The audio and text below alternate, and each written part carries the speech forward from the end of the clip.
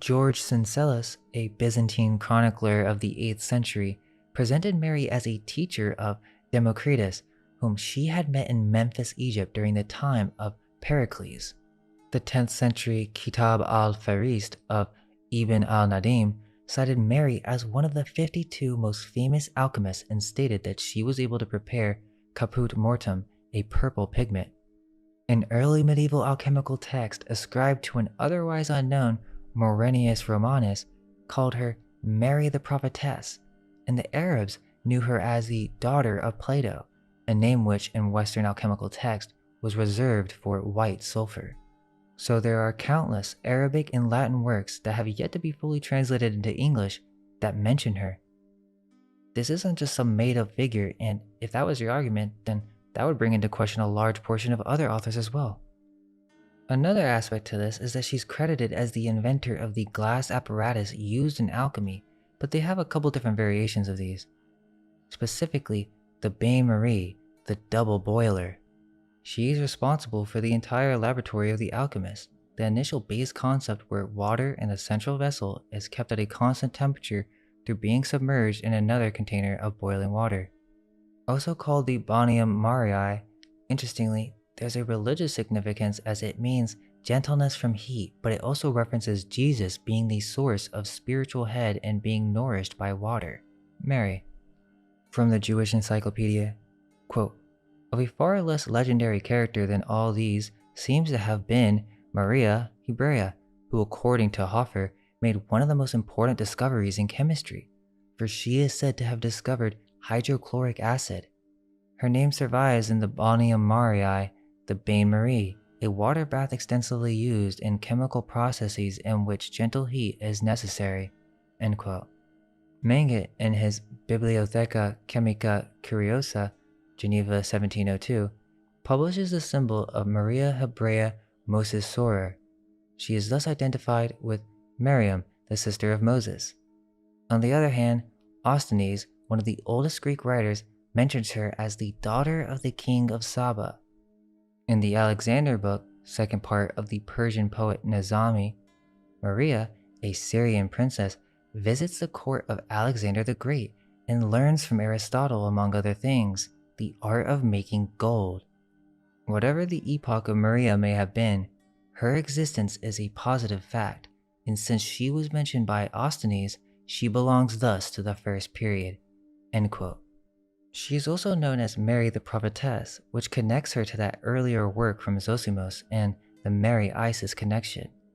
So it would seem that this Mary the Jewess, or Mary the Prophetess, is acknowledged as the mother of alchemy, but this is not as well known as Paracelsus or other alchemists.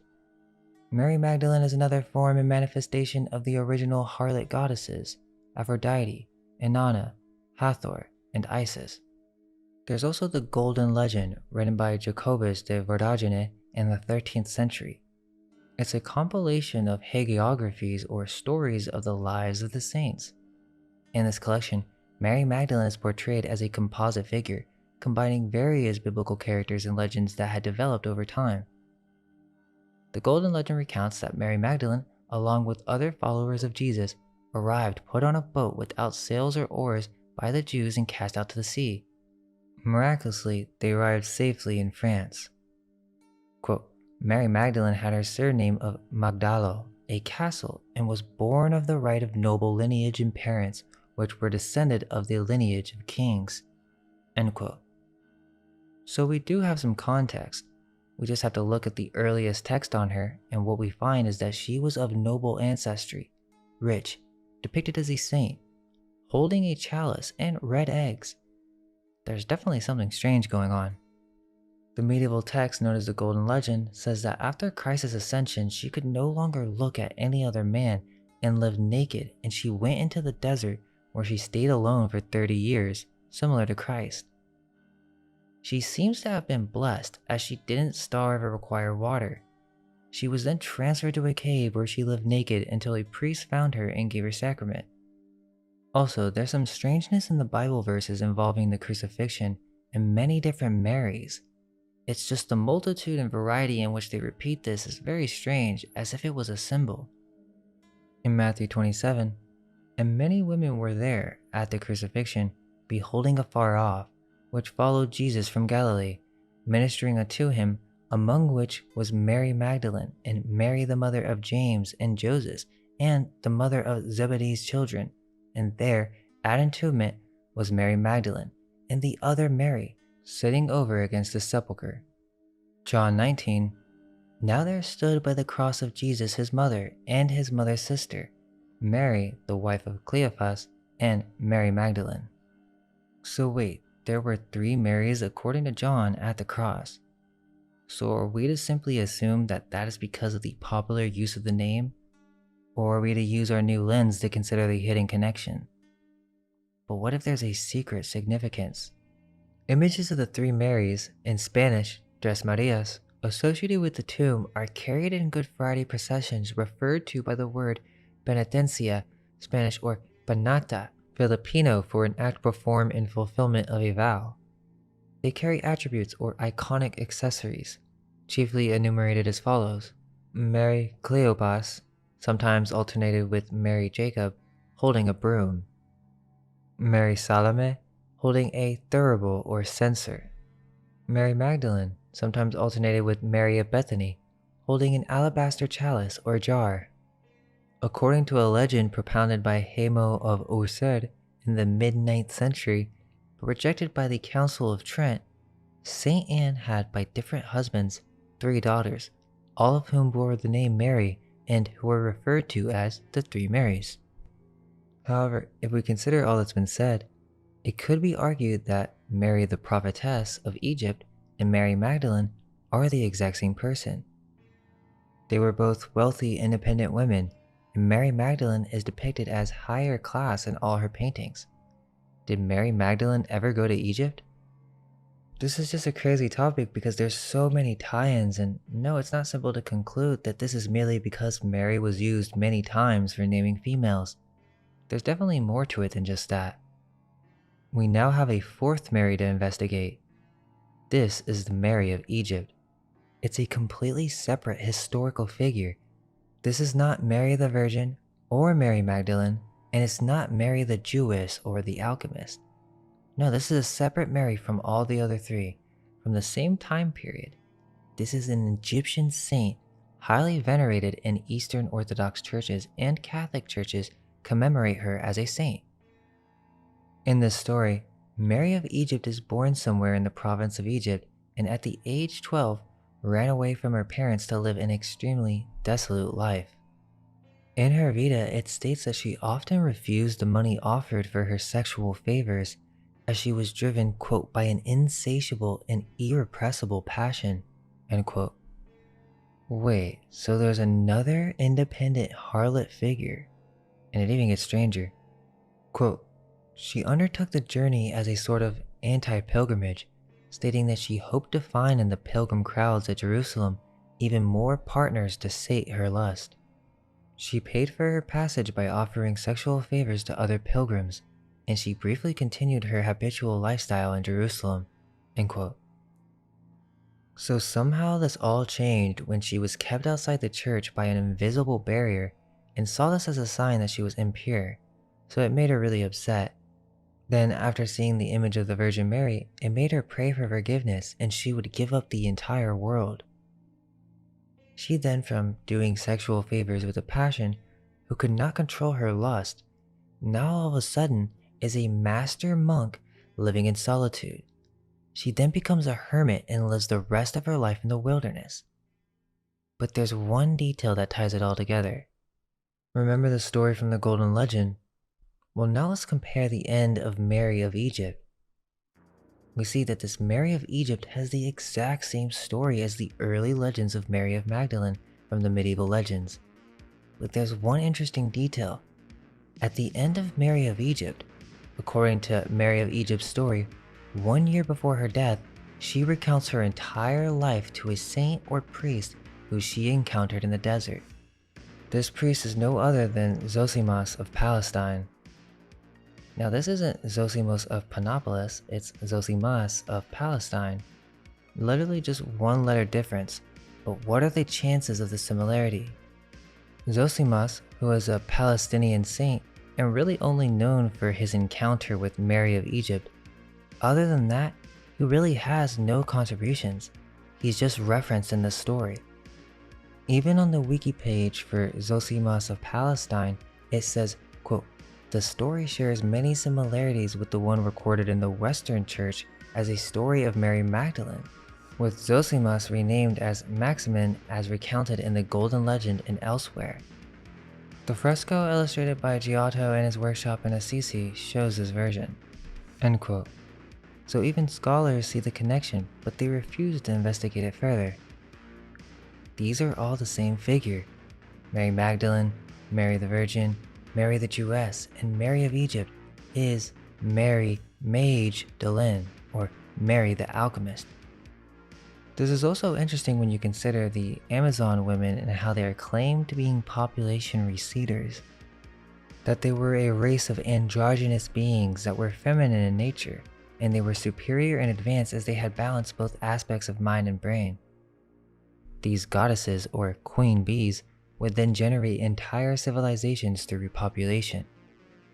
So if Mary of Egypt left for Alexandria, then we have our direct connection to Mary of Magdalene being Mary the Jewess, as Alexandria is where Gnosticism infused with Greek and Roman mysteries, developing into the beginning of alchemy. So we covered the three Marys, now we can connect that to the three wise men. Let's simplify it. We know that there were three Marys at the cross, and in Orthodox tradition, they are called the myrrh bearers. So they also brought myrrh, but the difference is these three Marys, or you could say wise witches, wise queens, were present during Jesus' death. Okay, so now the three wise kings, who remember, brought gold, frankincense, and myrrh. But who were these wise kings? The three mages, yes, they were mages, and what were they doing? They claimed to essentially worship, or if you prefer, venerate the Virgin Mary. So, the wisest of mages. These three wise men were the scientists and alchemists of the time. They decided to what? Follow a star, the Star of Bethlehem, so that they could witness the birth of a prophesied Messiah. So they knew the future, came to witness this birth under the Star of Bethlehem, or perhaps it would be more clear to say the Star of Astarte. That would make more sense, that these three mage alchemists were coming to witness a master alchemist perform the creation of a homunculus. Let's explore to see if this holds water. The Renaissance artists were tasked with creating images and spiritual physical manifestations of the Word of God. Early Christian paintings are crucial in understanding what these scenes were like if they truly existed. So examining art is history. It's just a different medium. We're not looking at the text, we're using images. And for this, one must know the language of symbols. In the right context, interpretation becomes an art of understanding what the original artist was trying to portray. And all we're trying to discover is, did the artists who participated in the paintings of the Adoration of the Magi have this secret knowledge of Plato and the alchemist? Let's see what we can find. We'll start off with the most notable examples in linear order. Giotto de Bondone, Adoration of the Magi 1304. And also, with some of these early paintings, you'll begin to notice this trend that some of these artists are attributed to two different versions of the scene. There are many paintings, and it seems to be attributed to him. This is one of the earliest and most famous paintings on it from 1305. We see two camels, two pages, the three wise magi with one kissing the feet of the newborn. We see three people behind the Virgin. One is secretly hidden behind her, and there's no mention of who it is. Then on the left, it's Saint Joseph, and on the right, the Archangel. However, at the top, that's not the Star of Bethlehem. This is classified by art historians as Halley's Comet. That's pretty strange. So a comet appeared? Well, remember earlier with the Annunciation paintings, this is all going to come together now. There's another painting, and it seems attributed to Giotto from 1311. This one's similar, but this time, the secret lady behind the Virgin Mary is an open door or a room. This time we have three camels and two extra men with white caps on. The third one from Giotto, the Ognissanti Madonna altarpiece, is said to be around the same time, 1310, but this one also has duplicates of itself, so it's kind of bizarre. The first one has two angels in the front holding vases that look like flasks with red and white flowers in them. Mary is sitting on a throne, and the Christ child has some sort of star gesture about his head. Interestingly, if we look at one of the three kings in the background, one is looking through the mirror, and there's this really unnecessary detail. His robe is showing through the window in such a way to show a square and compass. You'll see this multiple times, and we can confirm that the other side does not have this. So these characters that hide in the background, and even geometry and proportions that were used to indicate secret symbols, were being used.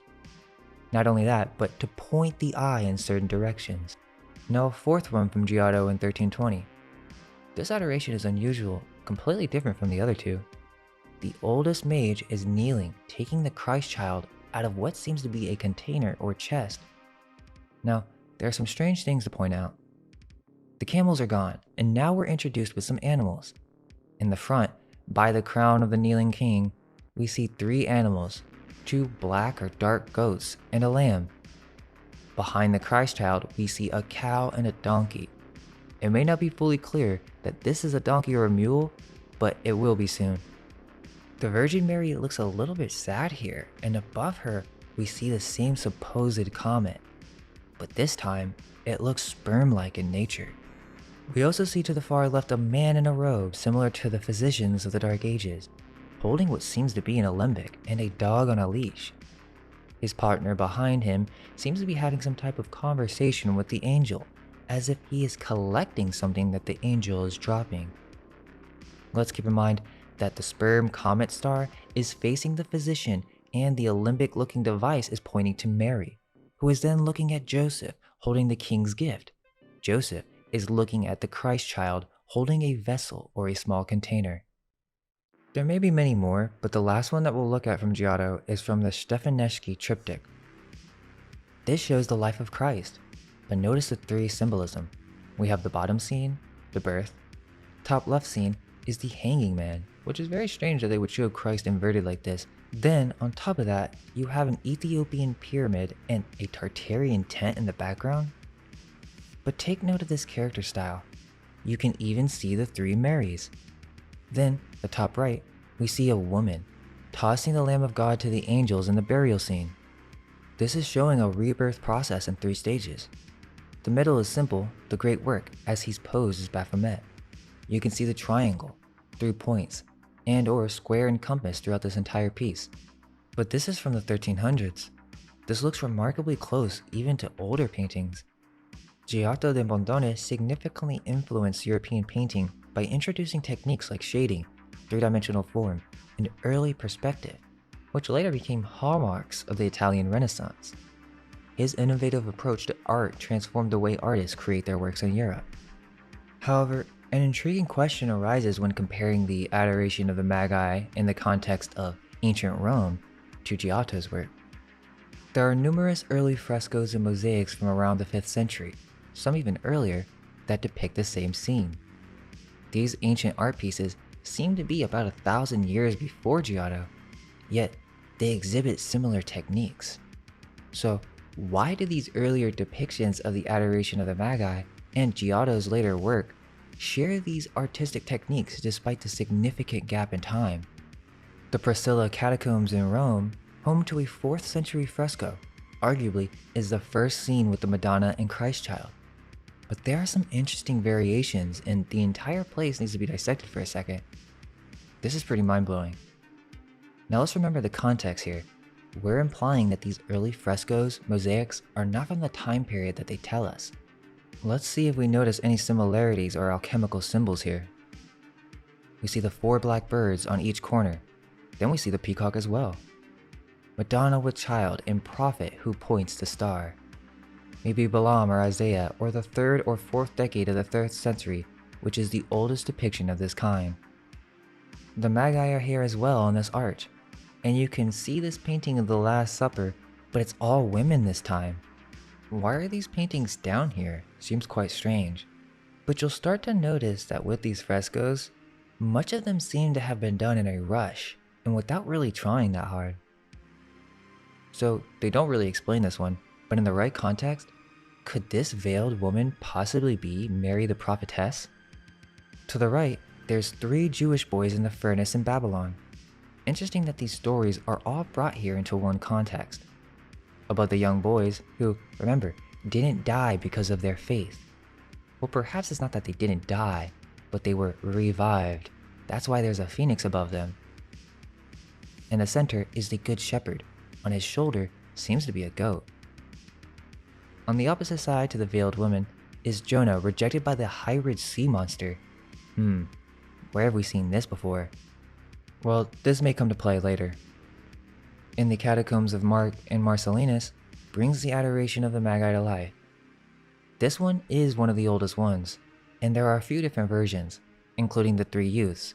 The 3 youths who refused to worship an idol in the Persian court. They were thrown into the fiery furnace, and they were saved only by invoking the name of the Israelite God. However, they do look feminine. Then we have the 3 Magi who look identical with the robe and Phrygian caps. The description says that when they saw the babe, they renounced their pagan ways. So these Magi were pagans. But the main painting to look at is at the Basilica of Sant'Apollinare Nuovo in Ravenna, Italy, showcasing a 6th century mosaic that immortalizes the Magi. 3 wise men, or Magi, wearing these strange trousers. We saw these trousers earlier in the alchemical section. These trousers are the trousers of secret orders. One key thing to note is that these early frescoes are more ritualistic. This can be connected to Mithraism, which was practiced by the elite in Rome during this time. The connection between the Phrygian cap and the Magus is an important one. As we'll see, it was important to the Renaissance artist. Also, one of these Magi looked to be similar to a Templar. If we zoom out and look at it from how we're accustomed with Giotto, we can start to see the similarities. This does not look to be almost 2,000 years ago. However, we see the same symbols. This time, there are 4 angels, the archangels, Mary and the Christ child. And also, with Sandro Botticelli, 1475, you'll see these massive ruins in many different versions. This one specifically is interesting. So with these ancient Roman fresco paintings, they have perspective with buildings, which shouldn't really be there during this time period. The building and architectural style is also very similar to Giotto. By Gentile de Fabriano in 1423 depicts the adoration with some new upgrades. In this one, we actually see 3 Marys. This time, the Virgin Mary is holding the Christ child while he anoints one of the kings. But it's not just the 3 Magi. There's a massive line of people, looks to be thousands, who have come to visit this event. Many of them are wearing red Phrygian caps or the Jewish hats, and it's interesting to see this building, an open dark lit room behind the Virgin. Above St. Joseph seems to be some sun floating orb that is also compositionally aligned with the Christ child. In the background, we see the ox and the donkey again, but in a cave hidden from light. Now from this point on, we're going to see this cow and mule symbol multiple times. And it's key to note that in the Bible, there is no reference to ox, cow, donkey, or mule specifically during this birth scene. This is something that was added by the medieval artists for the use of symbolism. The typical answer for why the ox and donkey are in the nativity scene is in the verse from Isaiah. It's quite cryptic. Quote, "The ox knows its owner, and the donkey its master's manger. Israel has no knowledge, my people have no understanding." Also, the interpretation for this makes no sense, that the animals just know their place. But in our current context, it would make sense perfectly if it represented what we learned from Liber VACCAE. The ox or cow is the mother womb or vessel. The donkey or mule is the experiment. The master is the alchemist Mary. That's why they're saying no one understands this. So let's look at a painting from Fra Angelico and Fra Filippo Lippi in 1440. It has a very interesting detail. There's a peacock on the building with the cow and donkey. Also, there are some buildings during this time period that show the adoration with ruins and strange buildings. In this one, we see some strangeness going on with the children playing on these old ruins, and we also have this large crowd of people who have come to witness this. Lippi had another one in 1455 that's interesting because in the background, we see a gray woman, and to the left, there's a robed man coming out of the ground. Next, let's cover Paolo Lucello as he has some very telling and strange paintings that may reveal some clues. One is in 1435. Looks like an early version, but there's another undated one that has ruins everywhere, and the crowd has Phrygian caps. But he's also attributed to many different versions and styles, like this one. This is not the Adoration of the Magi, but it's the Adoration of the Christ Child with Saint Jerome, Saint Mary Magdalene, and Saint Eustace. It's pretty strange. We got these people underground, and they're taller than the trees and much larger than the animals, unlike the depicted above. The land beneath them is broken. So wait, what is Mary Magdalene doing here? She's depicted in red, and there's a lion, a stag, and a white dog. Yet we see the same nativity scene symbolism, with the donkey and the ox, and the angels. So what's going on here? We also see the star shooting light right at Christ Child. In a 1464 Uccello painting, there's another adoration of the child, and this one's quite surreal. We see two hands dropping the Holy Spirit, which then seems to be dropping an orb of light into the newborn child, as if this is transferring a soul into a newborn baby. Uccello has some fascinating paintings. One that may be relevant is St. George and the Dragon, which is on a chain and controlled by the princess. This could be a reference to the basilisk as well. He must have known of Gnosticism because he has a creation of Eve and original sin showing the snake with the head of a woman. Also, it may be barely noticeable, but this woman to the right, which seems to be Eve, has a reddish colored hat. It's barely noticeable. But notice how Adam is handing something to this Eve character, and it doesn't look like a fruit, but more like a stone or gem. As we peek through his catalog, we'll know something's up and this guy's involved with some deep knowledge. This will be revealed. So this painting is mind-blowing because it's called The Creation of Eve. There's a full version online that's missing fragments, so we can't see the full painting. However, one thing's visible. There's another tree, and if you notice that the apples are somewhat merging with a Phrygian cap, and in the very center is a little baby growing in the tree. So does this homunculus have something to do with the original sin? Is this the tree of life? Then we have what seems to be Eve, but we can't see the full picture. It's almost as if this is Eve in the same pose, on her knees, or it even looks like there's wings. Is this Lilith? Her skin is also slightly darker. One more thing I noticed from a distance, kind of on accident, is if you back up, there's actually an artifact in the tree above Eve and her Phrygian hat.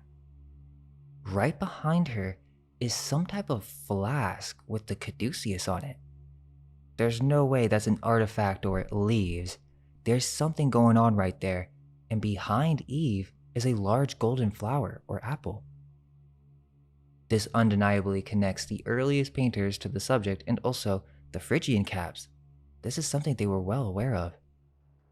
But we aren't done yet, because there's another mind-blowing painting from Uccello. This guy's a big deal. In his painting, Episodes of the Hermit Life, we get a view of the occult and esoteric side of the church. Also, it seems to be an earlier Bosch style. We see the monks living a hermetic life, and in the bottom left, one of them is speaking to Mary with red angels. These red angels are connected to this whole thing. On the right, there are some monks sitting in a circle. There's at least one woman among them, and she has her head covered, and a man on a podium is speaking. A few things to note. The podium, you can see that the wood grain is perfect, and we see this typical eyeball type pattern that is common with wood grain. Also, the speaker's hat resembles the tree in the paintings, like a round disc. The trees themselves sort of resemble antennae or maybe a surge arrestor. On the left bench, a man is about to be bitten by a snake that slithered up the bench, and then to the far right, two men are on a red bridge and seem to be eavesdropping on the monks. Underneath is a demon or devil. We see a mule in the middle of the scene, and the church set up some huge outside circle with trees, so some woods. There's a path that leads up the stairs to three women. One of them is praying and holding a skull. Here, we see monks are climbing the stairs to witness some type of event. We now witness an extremely gruesome scene. A man, or possibly a woman, with the same upturned disc headpiece is crucified. There's actually something coming out of this man. Both legs are tied together, and the cross has a snake wrapped around it. Below the crucifixion, there's an athanor. The monks are shirtless, whipping themselves. To the right is two men preparing another man for something, and there's an open door. To the right are two men praying to the heavens on a cliff. The symbolism here is the rainbow above them is keeping them safe. But look at the clouds in the environment, and it looks like the crops aren't doing so good. Perhaps he's making it rain through invoking the angels? It's also strange because this angel isn't fully depicted. It seems to be red, and it seems to be shooting something into the man, or perhaps there are strings attached because we can see that the 4 beams strings are attached to the monk. It almost looks as if he isn't in control of his own body. Under them is another cave, and it seems another ritual is happening. But notice how the man is much smaller than the one crouching. Behind him, we can see a dark figure that seems to have emerged from a crevice in the earth that sits smack dab in the middle of the painting. In the background, we see a building of a similar style as the one near the ritual alchemical crucifixion. Then there are the 2 church buildings, but their colors are inverted. Red building, white roof, white building, red roof. We see 2 more priests in the distance. Is this some type of operation? To quickly finish with Uccello, there's not much info on him. He was an Italian painter and mathematician who was notable for his pioneering work on visual perspective in art. So fascinating to see the clues he left over, and he has this one with a Masonic floor, 2 angels speaking to 2 devils, and this is a part of a larger piece called the Miracle of the Desecrated Host. The first scene has coat of arms, and interestingly, there seems to be a death and rebirth with scene 5 and 6. Let's continue with Roger van der Weyden, 1455, and this one's fascinating because there's 3 scenes. To the left is Annunciation, the middle scene is Adoration of the Magi, and the right is the Adoration of the Child. There's also the Holy Spirit being implanted in this last scene.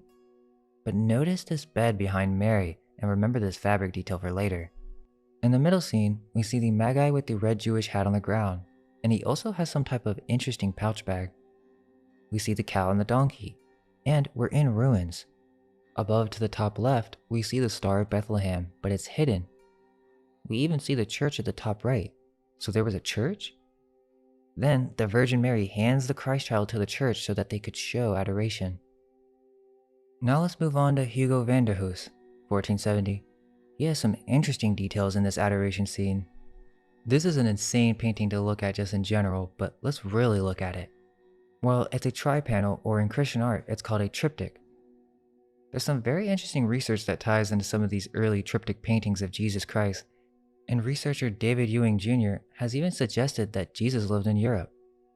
Fomenko argues that the biblical city of Jerusalem is actually what we know as Istanbul, formerly Constantinople, and that many events described in the Bible, including the life of Jesus Christ, occurred there in the 11th, 12th centuries AD, not in the 1st century AD as traditionally believed. We see paintings that show European buildings in the background, and even possibly we see the Galata Tower and one of the paintings of Jesus on the cross. Very interesting. But as we were saying with this type of painting, the triptych, it's used to tell stories. But even more so, it's a device used by alchemical artists to symbolize different allegories or stages. Just like the alchemical process, and it's important that we take all panels into consideration. Hugo van der Hees' paintings are far more realistic, and the crazy thing about that is he has multiple versions of this scene, just like the other artists, but he probably has the most. But in this particular painting by van der Hees, we see a more occult scene. In the middle, it looks more like a ritual now. The angels are in a circle, and Mary is praying over Christ child as if she was a priest. This is the birth, and we see the cow and the mule, but this time the cow is red. In the left panel, it seems Jesus is looking at his birth. We see the twins below, and the old man is ringing a bell. This means Jesus is walking his way into the middle scene. So then what is this right panel? We see the 3 Marys or witches and a young girl. You may say, well, how do we know they're witches? Well, they have their hat wear, and also on the back of their robe is a flask with a demon face on it. They are pointing right to the Christ child compositionally, and they all have books, just like Mary did during her Annunciation. Also, the one with their hair back is holding her fabric to prepare for the baby and is holding some type of vessel. It would seem that the three magi are quite strange in this scene. They look more to be thieves, and this guy has a mischievous grin. Look at the level of detail on their faces. One of the angels has wings that look like the pattern of a peacock, and also the other one looks like it has the wings of a parrot. Hugo van der Hoos has many versions, and some of them are very similar with some notable differences. There's kind of the similarity between Bosch, and also this is when we start seeing one of the magi depicted as a Saracen. It's much more clear that he's a royal Moor. There's also this painting called the Adoration of the Shepherds, which seems kind of strange. Notice this guy staring at the viewer. It's almost as if they're unveiling some secret.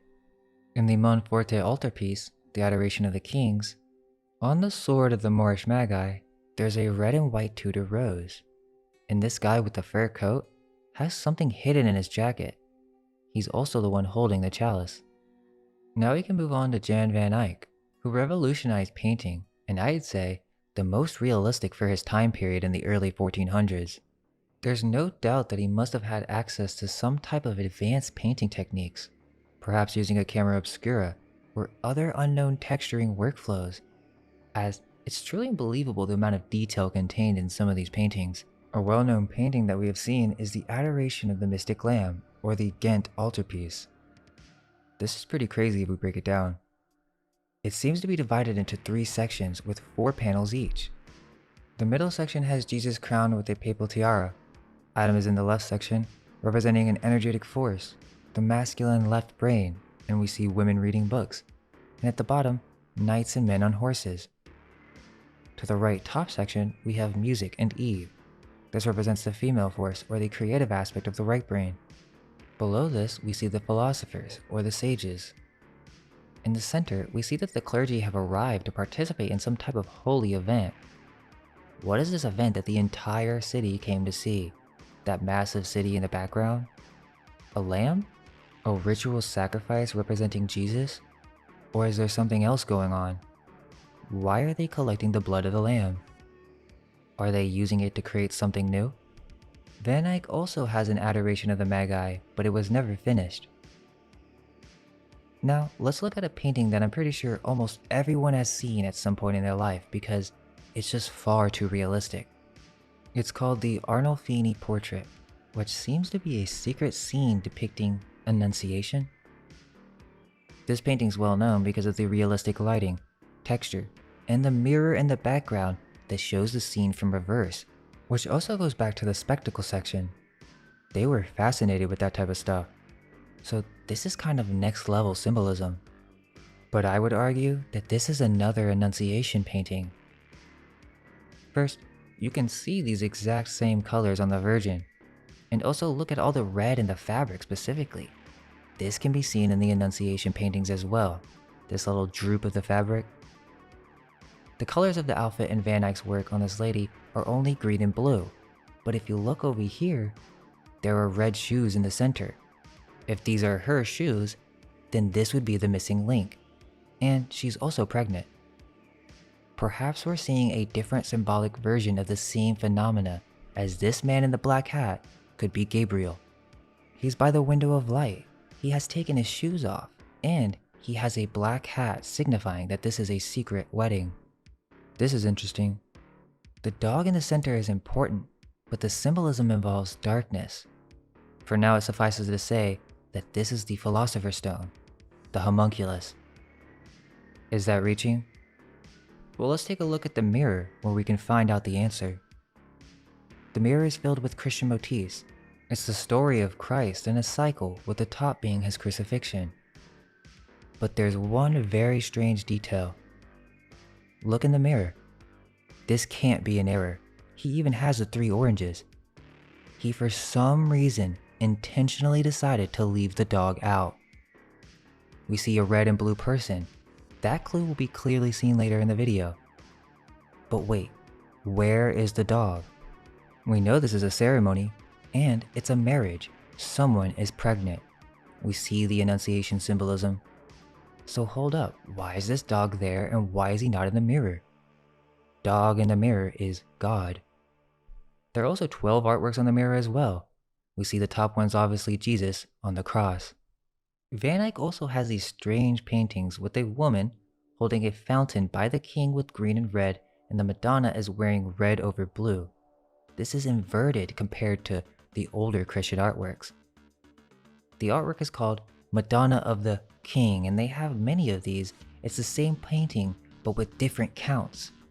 They depict the Madonna and child, but with one key difference. The baby is being handed to the king, and these babies look very strange. It's almost as if this Madonna is being used as a symbol. There are multiple Madonnas. Is she a device for making babies or homunculi?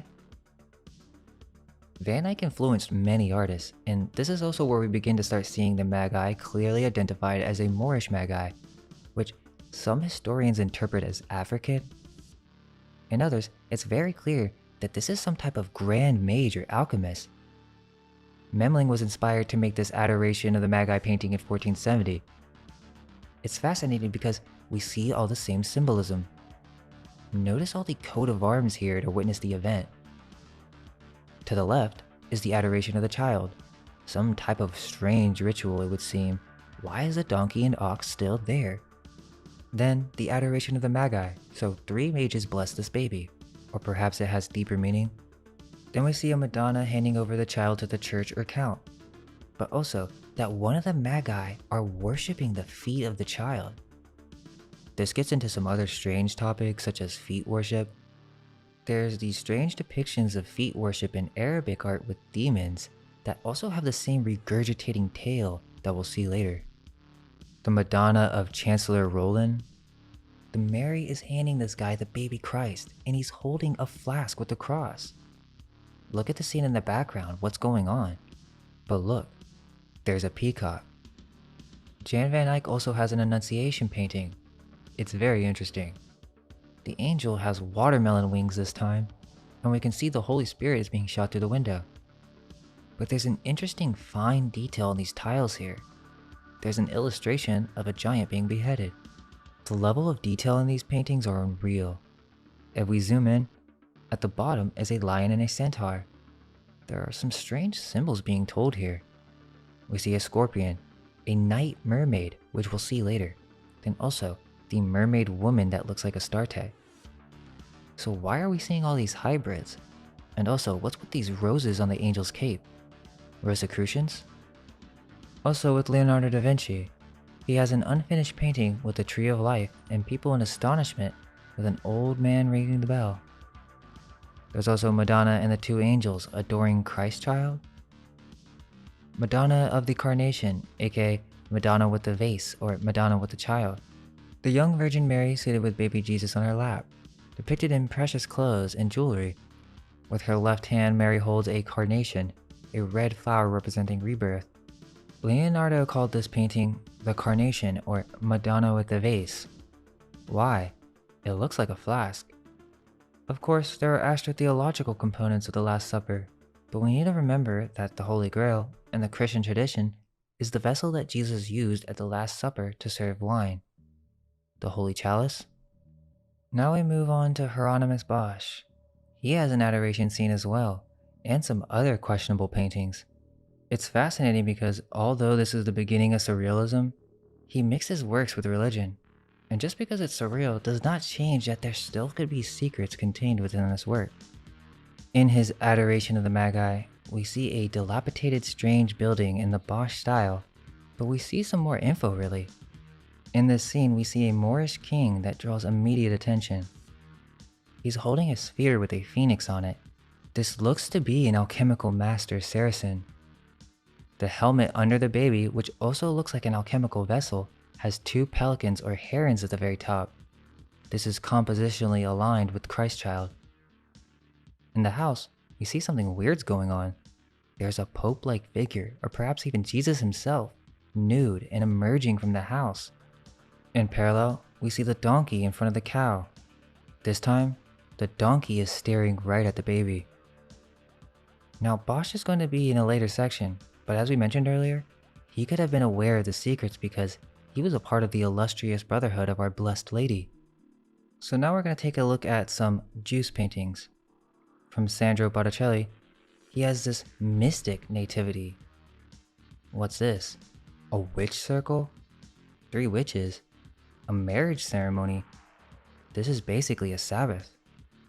There's this crazy painting from Fra Angelico, which is a coronation of the Virgin, but if you look at the bottom, there's a giant Jesus being born out of a tomb. There's also some very strange paintings in here, some ghost handing this man a book, even a horse stomping a man to death. Some really strange things are going on in here. There's also some weird illustrated manuscripts from the 1200s to 1400s that have this same symbolism. After witnessing all the similarities in the adoration paintings, there's really only a certain amount of conclusions, all of which have not been fully interpreted in the full context by scholars and art historians. In order to fully be able to understand the symbolism in these images, one must be knowledgeable of the secrets and history of brotherhoods, and one must have a thorough knowledge on alchemy and expanding many different subjects. In this full context, there are some massive insights to be gained from these works of art. This is because it is clear that alchemy is involved throughout this symbolism, and whether or not they were originally designed with that purpose, the point to be made is that all of these painters who created the Christian biblical scenes encoded these scenes with symbols. Much of them were repeated as if they were all a part of a similar school and or brotherhood. The question is, did the authors of these works know anything about alchemy and the creation of a homunculus? If the answer is yes, and the interpretations match up consistently and align with every variable or artist we go to on this exact biblical scene, then why would they do this and what are they referencing? Why would they secretly encode these scenes with alchemical symbols? That's because there's been a great secret kept from humanity in regards to this practice of the homunculus. There very well may be levels to this that we'll never understand, but one thing seems to be clear. A large portion, if not all the biblical scenes on the adoration of the Magi, from the 1300 to 1600 period, depict secret brotherhood rituals of the creation of a homunculus, Jesus. Jesus is seen as the symbol of the phoenix, but the Renaissance artists used this to secretly reference the homunculus. They showed this in different ways. One method, through the triptych tri-panel paintings that would show multiple stages in one. Also, hidden background elements, flask, vases, and other symbols to represent the womb. You would see Jesus essentially go through the alchemical rebirth, and they treat this symbology as a rebirth symbol similar to the Ouroboros. This isn't reaching either. This is how it was designed. And this was the science at the time the Abrahamic religions were created. It's the most ancient art form and oldest secret. The secret to create life. Baptism is the purification process. It could be considered a form of sexual magic. This is for many reasons, but simply, the water is a female quality. Water is sexual by nature. But baptism is rebirth. Think about it. The Baptists believe that you're born again as soon as they accept that Jesus died for their sin and was buried and rose again. That is a form of alchemy and rebirth. Also, Jesus tells us in John chapter 3, verses 5 through 6, quote, Jesus answered, Verily, verily, I say unto thee, except a man be born of water and of the Spirit, he cannot enter into the kingdom of God. That which is born of flesh is flesh, and that which is born of spirit is spirit. End quote. Alchemists use aqua as another means for semen, and the spirit is the aether. There's no apparent reason for why Jesus is crucified. Not his death or his sacrifice. Why specifically would the crucifixion method be used? Surely there are far better methods. The ritualistic and occult significance is never really explained outside of why Jesus came down in the first place. The question is, why did they nail him to a cross in that fashion of torture? Crucifixion is a method of capital punishment in which the victim is tied or nailed to a large wooden cross or beam and left to hang until eventual death. It was used as a punishment by the Persians, Carthaginians, and Romans. Before we discuss one of the possible reasons for crucifixion, there is a clue that can help tie this all together. It goes back to the series of Tree of Life paintings on the crucifixion from the early 1300s. Now we can return to the Kabbalistic work and understand what's going on. The Athanor is at the bottom of the cross, and at the top, what do we have? The Rosicrucian pelican or phoenix. The bird is wounding itself with the intention of bleeding, and from the wound it drips blood to sustain its children. The Rosicrucian's most prized symbol is not just a symbol of Jesus, but Jesus the Homunculus and the alchemical process in which he was created. It's the phoenix. If we look through some of the Renaissance paintings on the crucifixion, we can see that the symbols are still there. They've just been hidden. The blood of Christ is collected at the bottom in the shape of an Athanor. The crucifixion was a ritual. We know this because people were present to witness it, and in the depictions, it's typically a circle, but obviously some type of death ritual. This ritual is initiated with the Holy Lance. And where was Jesus stabbed? Right on the side, but in the depictions, it seems to be right where his rib is. This connects to Adam and the creation of Eve, or a new human.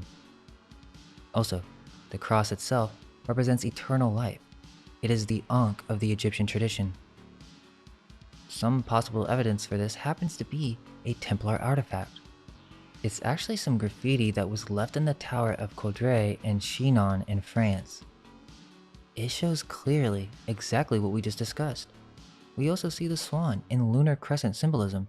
So the person in the upper right could be Mary, but there's also a spear, so perhaps Diana of Ephesus or Libertas. The top middle is the cross with the Athanor at the bottom.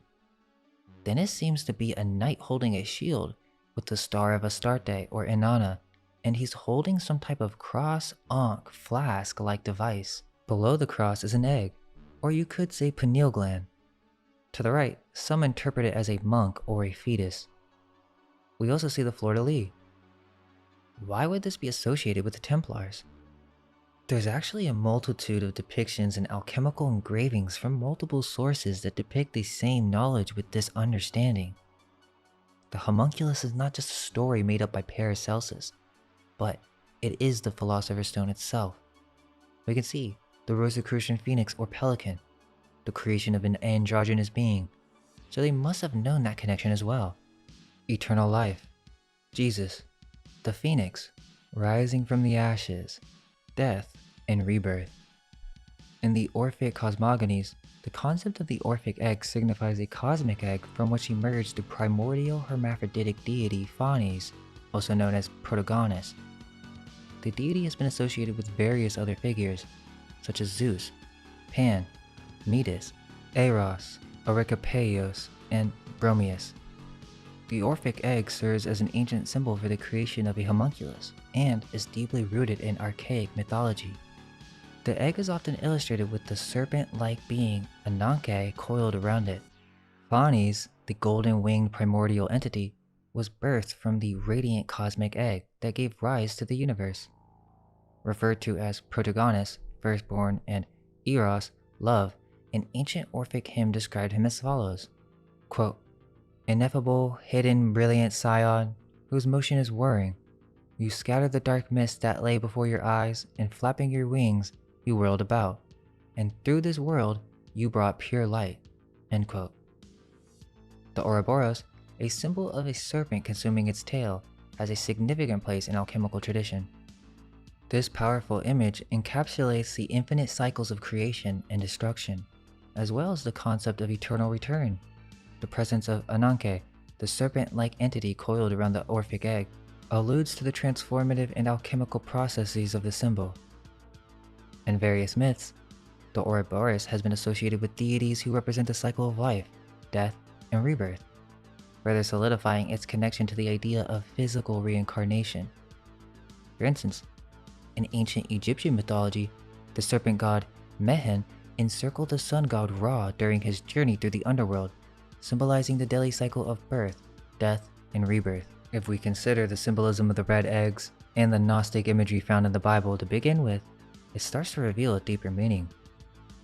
Jesus can be seen as the embodiment of the Orphic egg, symbolizing the Philosopher's Stone and the process of reincarnation, through which a new being emerges. This symbolism suggests a transfer of life or consciousness from one existence to the next. representing eternal life or the concept of reincarnation. With this in mind, one might ponder whether the ancients explored this concept and experimented with methods to transfer consciousness into a newborn life. This could serve as a more plausible explanation for the eternal life aspect of the Philosopher's Stone. It seems unlikely that a person could live indefinitely without aging, as the physical body would inevitably deteriorate over time. Instead, a more conceivable solution could include the intentional sacrifice of oneself with the hope of being reborn into a new body, perpetuating life through bloodlines and the continuous transfer of consciousness. Some may think there's no evidence to support that that's possible, but we must remember that we're speaking of an occult process of creating a new body and attaching that astral body to its new vehicle, if you will. We'll discuss the astral components to the homunculus in a later section. Through this occult lens, the ancient pursuit of eternal life becomes less about physical immortality and more about the continuous cycle of rebirth and the preservation of consciousness. By seeking ways to transfer their essence into a new vessel, the ancients were looking for a way to willingly sacrifice oneself with the intention that they would be reborn into a newborn baby, and that with this power, one could live forever through bloodlines and the transferring of their consciousness into a new avatar. We can now explore Mithras, and let's do another reminder that this is not Zeitgeist. One of the major flaws of Zeitgeist is the author did not consider the alchemical components to the Bible. There are many allegories that clearly reference the processes and stages of alchemy. 2. The author had the goal of essentially debunking Christianity, which is not our goal at all. If anything, this knowledge strengthens our faith.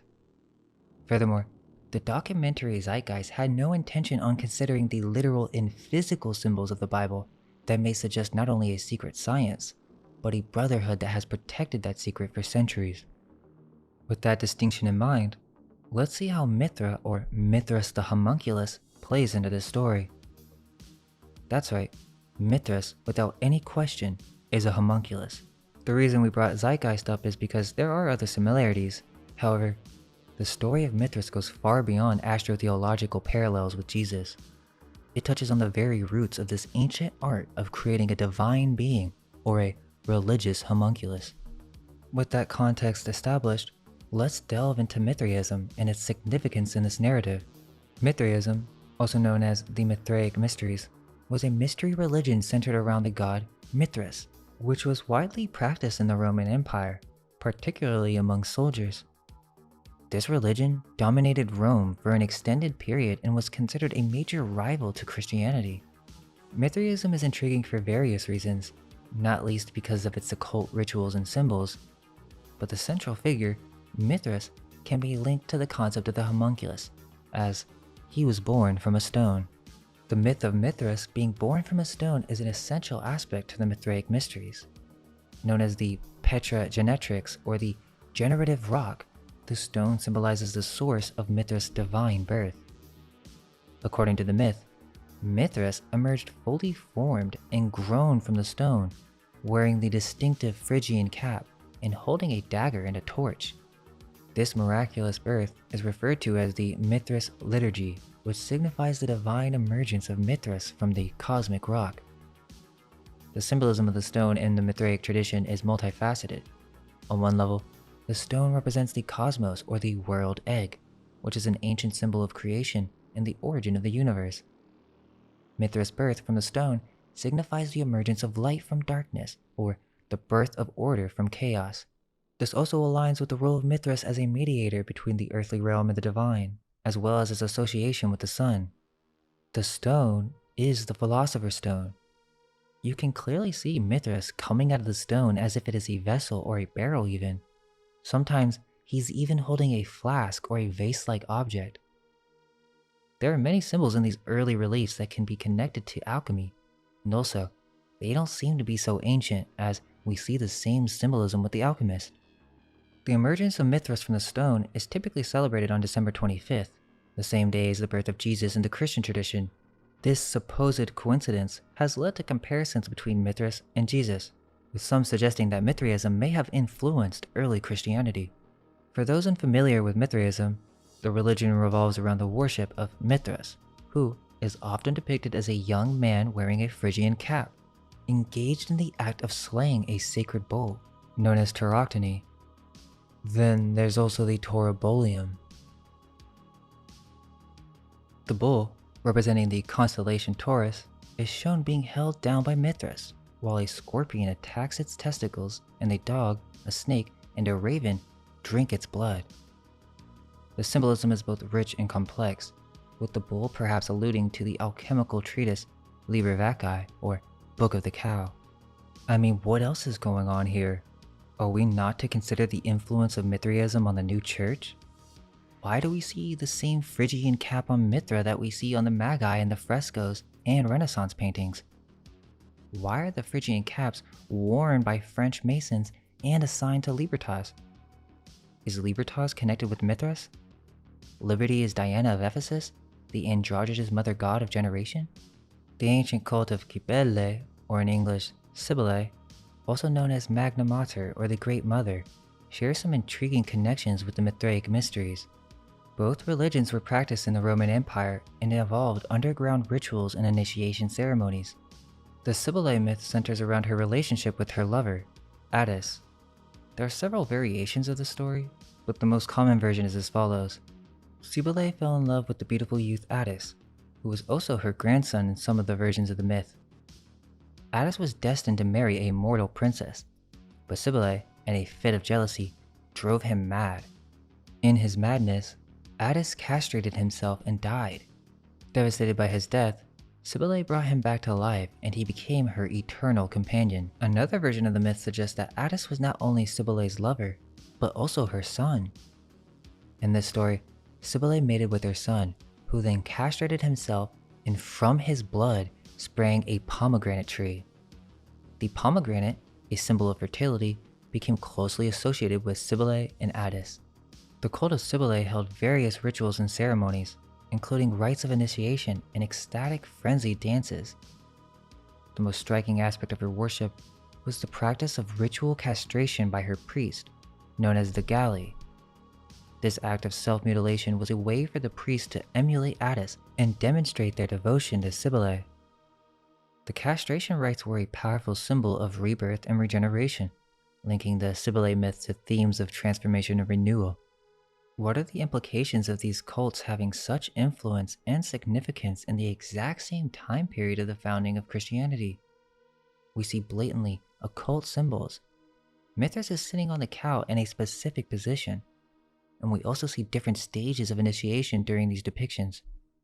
One interesting detail is that these rituals were performed underground, but in some paintings, it literally looks like an Athenor, meaning the alchemical process goes far beyond just chemistry.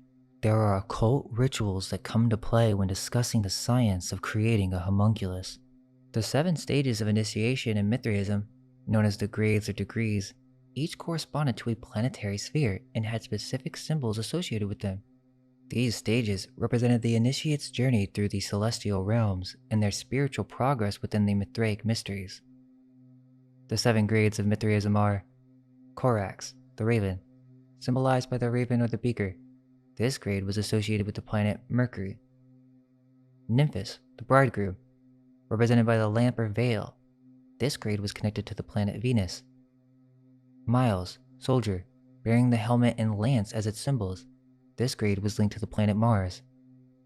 Leo, lion, the fire shovel and thunderbolt were the symbols of this grade, associated with the planet Jupiter. Perses, Persian, identified with the sickle, sword, or crescent moon. This grade was tied to the planet Luna, the moon. Heliodromus, sunrunner, represented by the torch or globe. This grade was connected to the planet Sol, the sun. Pater, father, wearing a mitre or Phrygian cap. The highest grade was associated with the planet Saturn. This style of initiation and grades can be traced back through Cybele and her eunuch priest, which then starts to show a possible origin to later forms of this practice. But also, it's connected to the 7 stages of alchemy as well. This would go to show that occult knowledge, specifically the alchemical knowledge of the homunculus, actually predates the 12th century. These cults openly practiced their rituals while cloaking their knowledge in occult symbols, ensuring that the deeper meanings were concealed from the uninitiated. It hadn't fully been revealed in works just yet. Little to no information is known on the true nature of these Mithraic rituals, as it was secretive and even involved passwords. It wasn't until the secret got out later and was translated through the word of mouth or manual hand transfer that this info got out later during the Arabic and European age of alchemy. The Knights Templar also had a hierarchical structure with various stages of initiation. Although the exact number of degrees in the Templar initiation system may not be precisely equivalent to the Mithraic mysteries, there were 9 ranks within the order. These ranks, ranging from the lowest to the highest, include Novice, Sergeant, Squire, Chaplain, Knight, Banneret, Commander, Preceptor, Grand Master. While the specific ranks and symbols differ between Mithraism and the Knights Templar, both systems share the concept of a structured hierarchy of initiation stages, leading initiates through a progressive path towards spiritual development and enlightenment. This is another explanation on where the castration rites may have come from, as this is one of the accusations brought against the Templars.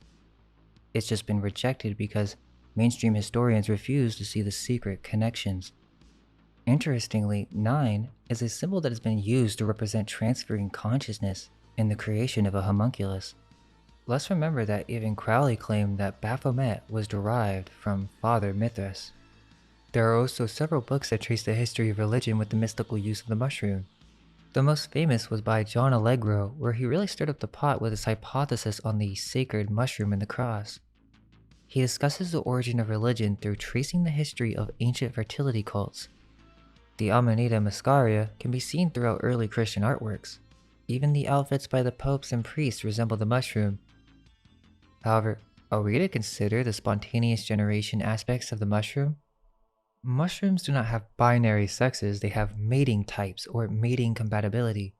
So they are androgynous in a way, as they contain spores which have the ability to reproduce on its own if it finds a suitable environment. This is similar to the idea of preformationism, where the mushroom is already contained within each spore.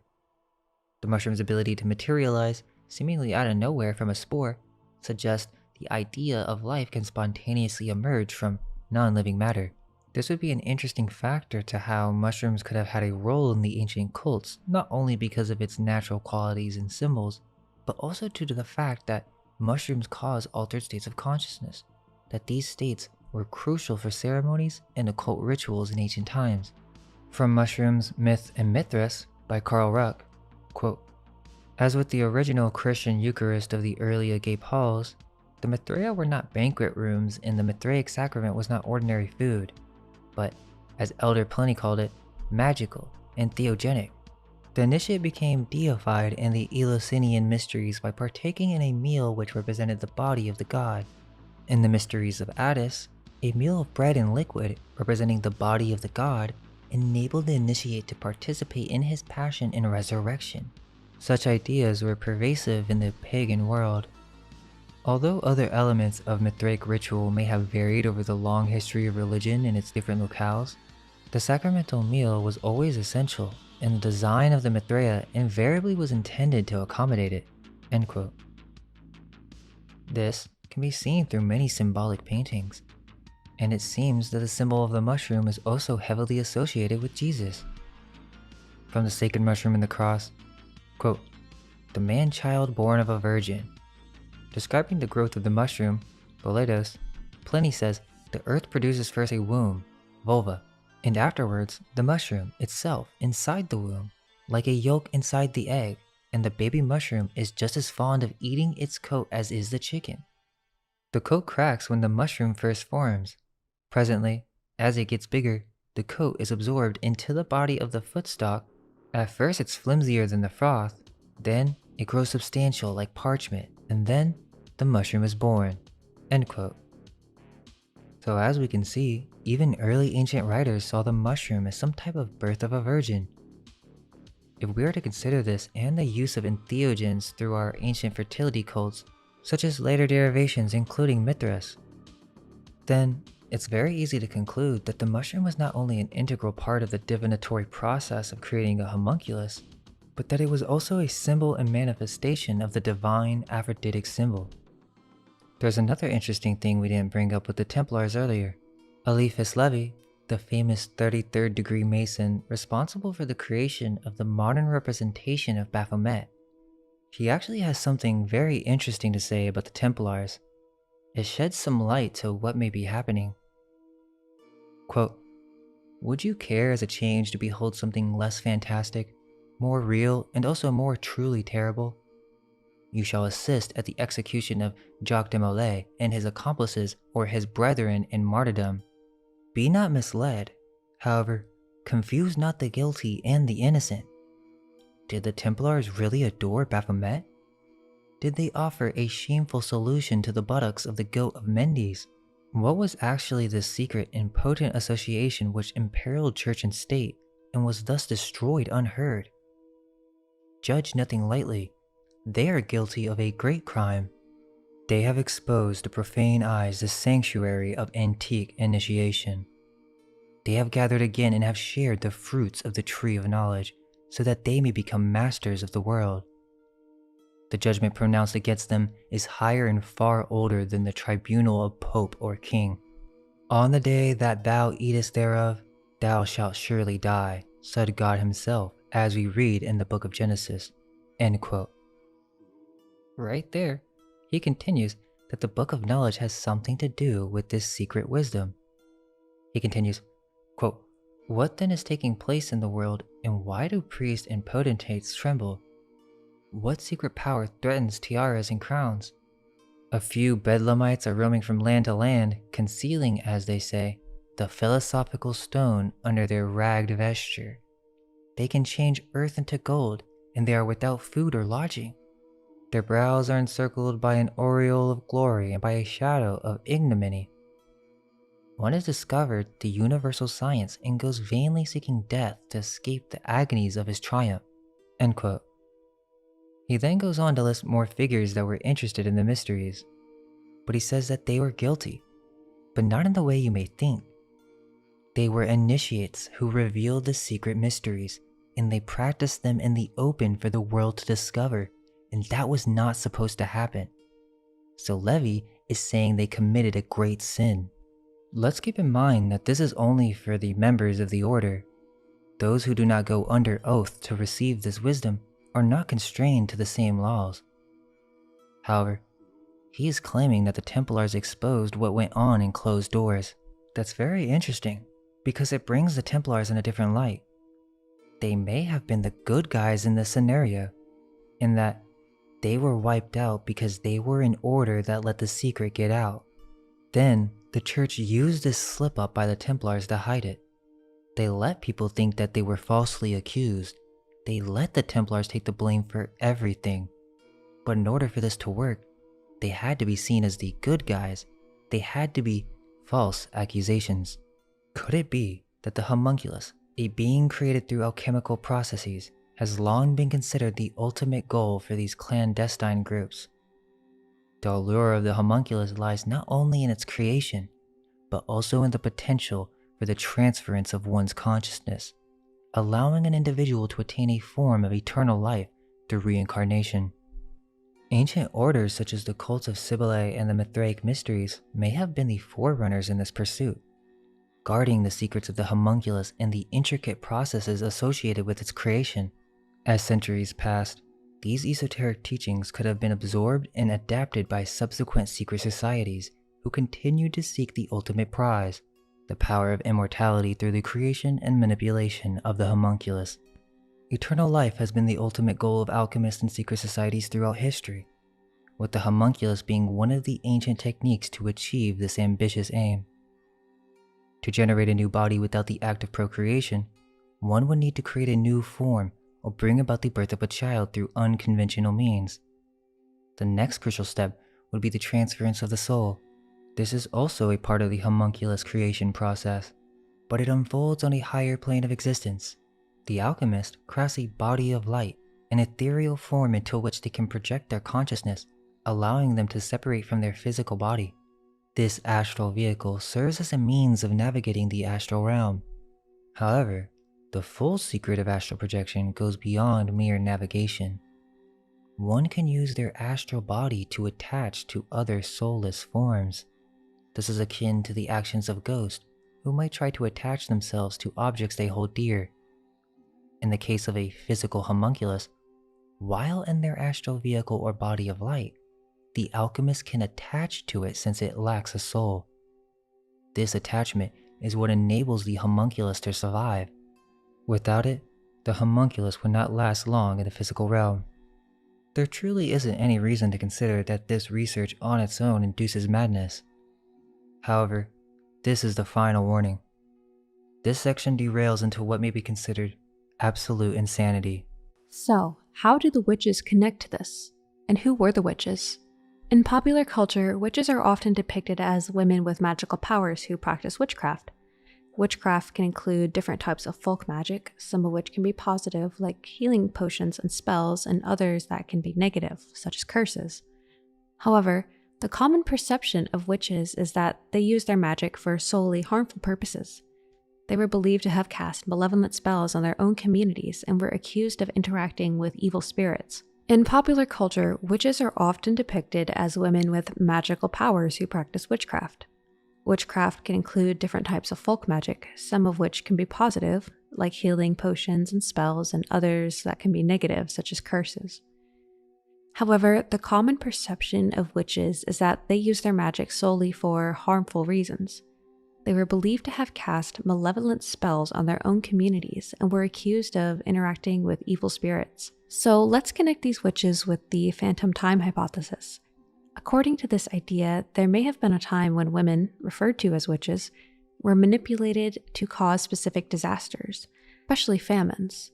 This concept was explored in a Christmas video featuring the Benendanti, or the Good Walkers, who were a group of good witches. They had to use their knowledge of astral projection to protect their crops from these evil witches. The witches' broomsticks could symbolize the hidden power of flying during astral projection. It enables individuals to project themselves into a completely different reality that mirrors the physical world, and perhaps by influencing this mirrored reality, they can affect things in the physical realm. So, let's talk about the three Marys, or the three witches. Interestingly, in Celtic mythology, the figure of the triple goddess embodies the aspects of the maiden, the mother, and the crone. It could use more symbols like the tree of life and rebirth as well. The most well-known example of the three witches in mythology and literature is the Weird Sisters. The Weird Sisters, also known as the Wayward Sisters, are prophetic characters who predict Macbeth's rise to kingship and eventual downfall. In Macbeth, the themes of resurrection and rebirth can be observed through an alchemical lens. Macbeth's journey, starting with the prophecy of the Weird Sisters and culminating in his tragic end, parallels the cycles of death and rebirth depicted in the story of Jesus Christ. Just as Jesus went through betrayal, suffering, and resurrection, Macbeth's path is marked by ambition, corruption, and ultimately self-destruction. And there was one more thing about the three witches in Macbeth that we really never discussed in detail, and now we're more prepared that we can see it more clearly. It's the three apparitions. In Act 4, Scene 1, we get a very strange scene. The typical idea for the reason of the curse is because Shakespeare put a real spell in the play. But hold up, if that's true, then what is this spell and what does it do? Because that's kind of weird. He sees these apparitions, which are basically metaphysical spirits or astral forms. So they're not just visions, they're sort of like ghosts, you can physically see them. But what's shocking is that there's an armed head, so a knight or initiation, then a blood baby, and then a crowned child. This is showing you in literary form through allegory the creation of a homunculus. This is also sort of like the Book of the Cow. It has very similar ingredients, the organs of animals and humans, but it's not even reaching because the artists who depict this scene seem to have a clear idea of the symbols being represented in the story. Why would they depict a crowned child coming out of the cauldron? Also, in one depiction, we see a bloody baby standing and it looks just like a homunculus. Also notice the Freemason symbols and the snake symbols. It's clear that the artist knew this was some type of rebirth and or reincarnation event. with the snake and even frog being seen as a symbol of fertility or birth. These three witches didn't curse the play, but instead, it's a ritual for creating the homunculus, Macbeth himself. And that's why you can't say his name, because it's the art of the play. A secret-coded ritual to be read and played out loud where you can create an artificial, divine, crowned being that goes through a rebirth cycle. This whole scene is because Macbeth is trying to make sure that his kingship is secure. So they're literally whipping up a new body, the new crowned vehicle for him to use, and then the witches reassure him that no man born of a woman can harm him.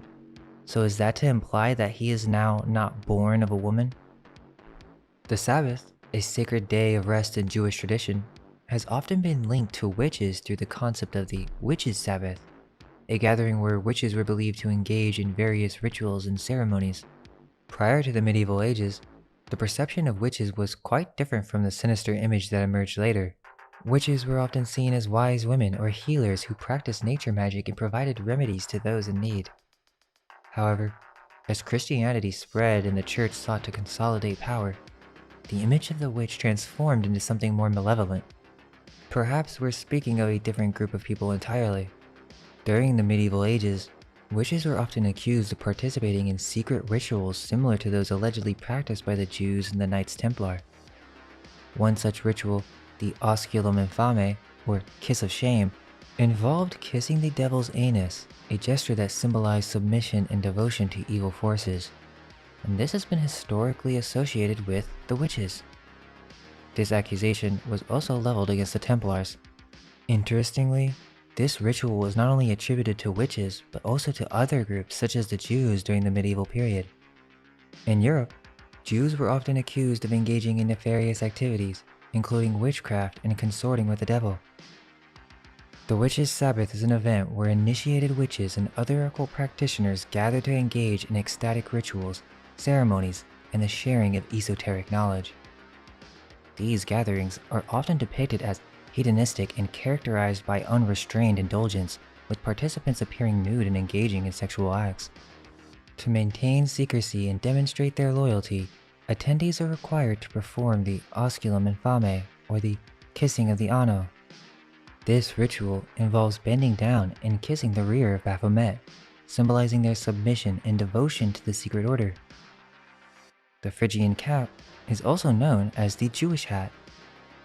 This is important because Jews are deeply associated with witches, or as some scholars put it, the history of witches is anti-Semitic. But we need to make a distinction here, because we aren't talking about pagan nature druid witches, and we can't be talking about the craze that happened in Salem that was some type of violent misogyny against women. Supposedly, from the 14th century to the 17th century, the Europeans executed 200,000 to 500,000 witches. 85% or more were women according to a paper on the subject. Did they really exterminate that many innocent women? Or what if this is a cover story for something deeper? The term witch, before the whole witch craze, actually would just refer to someone who was accused as a heretic. It wasn't just a woman. Take a look at some 12th century German Jews. They look identical to our modern representation of the witch. Therefore, we need to be open to expanding our view to what a witch is. Later, we can discuss the origins of the Jewish or Canaanite religion and see if there are any more connections to be made. The witches are initiates of a secret order. They have their own secret language, they have secret meetings, they also wear Phrygian caps. The witch hat is a pointy Jewish hat, and many scholars have made the exact same comparison. They are said to have made deals with the devil, and specifically, they have a mixing pot cauldron where they make all their potions. But did they ever try to create anything else? Well, there are many depictions or engraving woodcuts of the witches in the Middle Ages that may hold some symbolic clues. There was a period of time where there were vast accusations brought against the Jews, including an association of cannibalism in Saturn. Let us remember that the day of the Sabbath is technically the day of Saturn. Saturn has always been associated with cannibalism, but there's a woodcut from 1492 of Saturn in Peter Wagner's almanac. The depiction of Saturn is quite shocking, yet this was for some reason assigned to these Jewish witches. Scholars have examined the issue of the Jews and the witches and have concluded it's all just myth. But it may fit into our analysis of the homunculus, as this theme of the Jewish witches may have an origin with earlier prior cult worship. We won't go into extreme accusations, but from an art perspective, it's strange that such details would be associated with them. Yet, there are other symbols included such as Phrygian caps and even the secret knowledge of Kabbalah. It would seem that these accusations against the Jews stem from Hans Baldung Green, 1484. He has some very interesting paintings and engravings that may shed some light on the situation, because they don't seem to be purely propaganda. They seem embedded with complex symbolism, as he was obviously a master artist. But even more so, he knew the secret. Hans Baldung Green was a painter, printer, engraver, draftsman, and stained glass artist who was also considered the most gifted student of Albrecht Dürer. He has some paintings and engravings that come after these earlier woodcuts of the medieval ages and begins turning that into encoded knowledge. The most famous one that you've probably seen before is called the Witch's Sabbath, 1510. We see 3 old witches in front of a vase with a lid, not a cauldron, that's important, and it seems to have ancient letters on it. The one in the middle is holding a plate with what seems to be a dead bird, but also kind of like an egg with worms in it. The woman near the vase is holding a spoon to show that something has been mixed. And it is releasing what seems to be bugs or small animals on a wave of astral generation. Under this wave is the 3rd woman using her arm to hide something. This is the goat for Baphomet, and there's clearly phallic worms doing some type of ejecting into a vessel that is being slowly heated, and the smoke from that is being merged with the astral wave of chaos. The significance of the goat and the sexual fluid collection being under the main wave in the darkness is because that is a secret. Then above we have what seems to be a younger girl riding the goat. That is an initiation ceremony. So she's being initiated and collecting the mixed fluids. She's riding backwards and collecting it all into another vessel. Also, look in the back. Someone, a male with a hat, is watching this all unfold. And finally, in the front, there's a hat on the ground. And this hat looks exactly like the hats that we saw from the adoration paintings from Uccello. There are more of his paintings that can confirm that this is not just interpretation, but the ability and knowledge to read the language of symbols. He has another painting called The 2 Witches. Now hold up, is that what I think it is? She's literally holding the homunculus. He's telling you straight to our faces. It's been there the entire time. The witches were capable of creating a homunculus. She's holding a glass vessel that is sealed with what seems to be an actual organ. Very strange. Inside of the flask is a demon. This is symbolism referencing the creation of a homunculus. And remember what I was saying about how one tool in symbolism communication is compositional direction through the alignment of certain figures. The baby is directly below the homunculus. That's what we're speaking of, the 3 states of alchemy. Not only that, it connects with the 3 Marys. Let me explain. This painting is called 2 Witches, but it's actually 3 stages. The first stage is the young woman, that's why we're seeing her rear, and she's posed as if she was holding a staff of sorts. The other woman is posed like Baphomet, but is flipped horizontally. She's older as well. Then, the baby is the rebirth stage. The homunculus is simply the result of these 3 stages. He has another that explains the exact symbolism precisely, called the 3 Ages of Woman and Death. And interestingly, if we zoom in closer, is that Jesus on the cross flying in the sky above death? This is the 3 stages again. This time, there's an owl and a baby at the bottom. And also some strange break in Death's spear, so where it makes a square and compass or even 3 points. I'm gonna have to explain some things that are quite graphic in a second, but it's important to know from a historical context to understand whether the witches truly had knowledge of Liber Vaccae or the creation of a homunculus. He also made erotic art, maybe some of the earliest of this quality in Europe. He even has something strange with Aristotle going on. One in particular is called The Witch and the Dragon, and at first, it almost looks like the dragon's tongue is coming out and doing you know what, but it's not that. There's a baby on the dragon and it's forcibly holding the dragon or Azos mouth open as the witch is emitting a liquid from her rear into the dragon's mouth. This very well could be menstrual blood. But look at what is happening at his tail. Something is coming out, which seems to be smoke, and a baby holding this end as a trumpet. This baby seems to be a newborn. The witch is holding some type of grain spear that is being pulled from the rear of the dragon. He also has some pretty sus horse paintings. I don't know what else to call it, but one in particular is a man on the ground who just got shocked by something or knocked out. He is holding a staff and another tool possibly for the stable. But the witch is looking over, holding a flame. And there's a coat of arms that has a unicorn, representing mythical creatures. Perhaps he just witnessed the events in Liber VACCAE, as it is said that the cow can be exchanged with a horse, donkey, and many others. He also has a witch that looks sort of like Madonna that is stabbing herself it seems, and she's on a tree.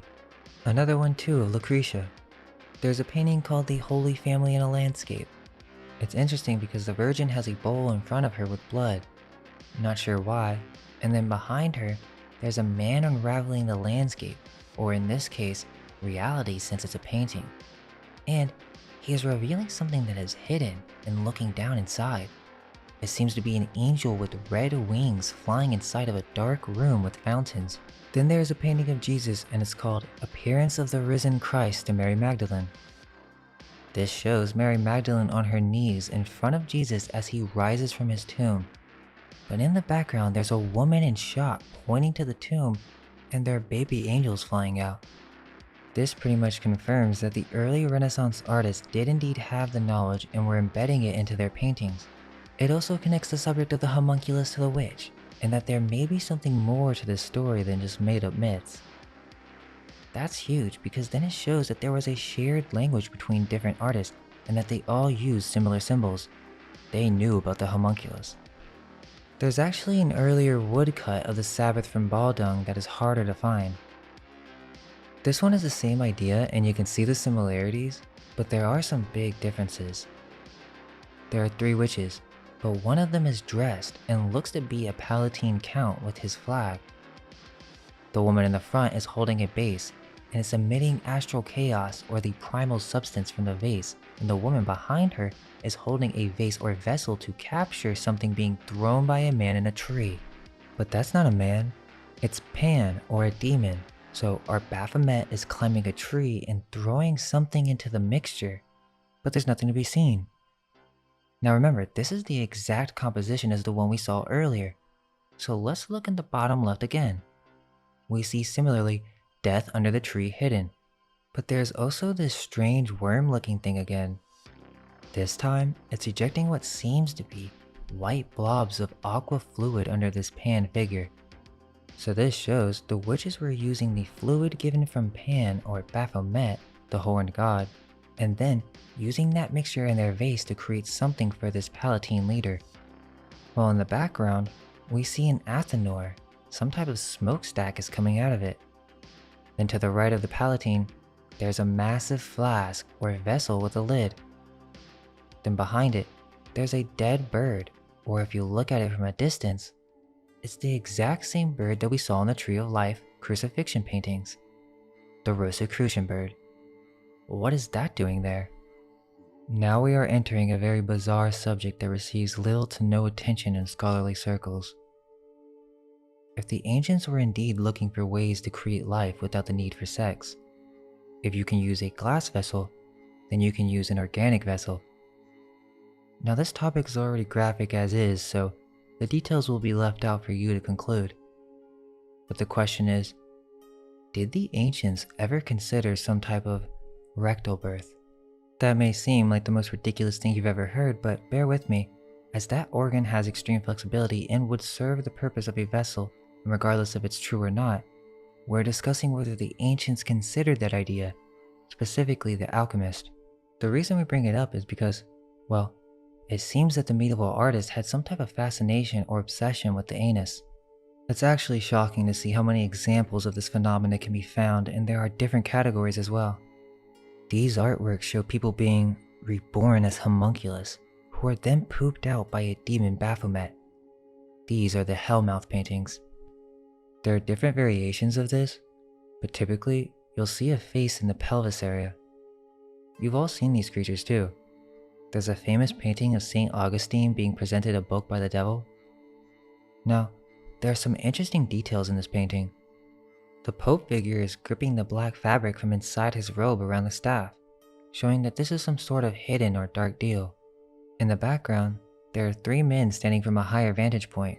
One has black red, the middle one black, and the one on the right red. Notice how the 2 men are actually mirroring the foreground and that they are sharing the same poses as our characters in the foreground. This would mean that they're connected. The man in the black is doing business with the man in the red, who is wearing a Phrygian cap. The demon is not a normal demon. Well, first, he has fire coming out of his ears, so his head is a furnace, a hellmouth. But this relates to alchemy and the birth of the homunculus, as his mouth is the death and the breaking down of materials to his stomach where they are mixed and out his rear for rebirth. Just to make clear that it is the anus, there's a quote from St. Jerome that explains this matter. Quote, "In the way that the hindermost part of the body in the passageway by which the dung of the stomach is discharged is distanced from the eyes and positioned at the back, so also that which is below the stomach to carry off the humors and drink by which the veins of the body are irrigated is hidden from God." End quote. There's even a story that involves reversing the digestive system as punishment. It involves St. Alban, who was giving a sermon and a wealthy man said, "Why should I go to see him if he's a peasant like me who also craps just like me?" Upon saying this, he began emptying his bowels from his mouth, and he never pooped again. He was forced to empty his belly through his blasphemous mouth. End quote. Essentially, the anus was shameful and sinful because it was inverted, the head facing up, the ano facing down. But there's more to it than just that. Anno or año means year. In Latin, it means annus, which is year. Therefore, we must question, why has it been associated with rebirth and cycles, excluding digestion, as it seems to go deeper than that? These demons are very familiar looking. We see the same demon that we saw earlier. It's the same Baphomet-like creature. So is this connected to some sort of alchemical transformation or sacrifice? Throughout medieval art, demons had faces on the groins, knees, stomachs, and butts throughout the medieval ages. And for sure, there are some that we can question whether they are purely the imagination of the artist, but there is a pattern specifically with these depictions associated with the Hellmouth. There are many strange demon paintings, and some of them are made up of individual elements. Even some of these demons have blemmy features. However, we're looking for the category of art that is associated with swallowing and then rebirthing, followed by these demons with faces in their rears squatting, defecating humans. Some of these demons even have breasts. There's even a demon with the head of a donkey giving birth through his rear. This can also be seen in the witchcraft Sabbath paintings where demons defecate into ceremonial vases. On the surface, the Hellmouth is the entrance to hell as the gaping mouth of a huge monster. This monster, in a horrifying fashion, swallows the suffering humans as demons forcefully direct them into the entrance. This is our current vision of hell, and the way we see it is the way it was imagined by the Renaissance artist. However, that version doesn't really make too much sense. Even if the souls committed horrendous crimes, is the answer to literally torture them in this fashion for eternity? What type of being would watch over or approve of some type of system like this? I'm not here to question the logistics, but it seems fair to question whether there may be some deeper symbolism involved with these paintings, as many resemble some sort of sacrificial ritual. Hellmouth is a flaming pit, it's not just a mouth. And this pit and many illustrations are depicted as a boiling cauldron.